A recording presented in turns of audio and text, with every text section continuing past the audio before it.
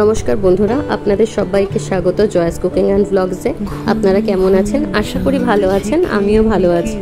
আজকে আমি দেখাবো ওল কচু দিয়ে ইলিশ মাছের মাথা তরকারি। এটা একটা বহু পুরনো গ্রামীণ অঞ্চলের রান্না, আশা করি আপনারা সবাই জানেন। তবুও আমি আমার মতো করে চেষ্টা করেছি, একটু দেখাই আপনাদের।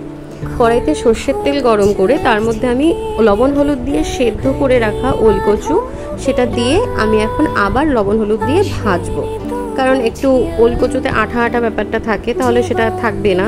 ভাজা কমপ্লিট হয়ে গেলে তারপরে ওই তেলেই আমি একটা লবণ হলুদ দিয়ে মেখে রাখা মাছের মাথা ভেজে নেব। ভাজা কমপ্লিট হয়ে গেলে কড়াইতে আমি আরেকটু তেল দিয়ে তার মধ্যে তেজপাতা আর চেরা কাঁচা লঙ্কা আর একটু কালো জিরে, লবণ হলুদ একসাথে ফোড়নে দিয়ে কয়েক সেকেন্ড নেড়ে নিয়ে তার মধ্যে আমি 1 গ্লাস গরম জল দিয়ে দিলাম।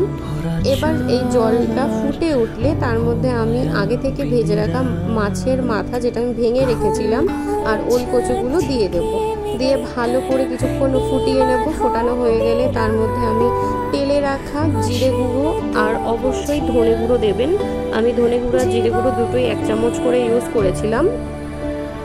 আপনাদের কাছে ধনে পাতা থাকলে দেবেন, আমার কাছে ছিল না তাই আমি দিইনি।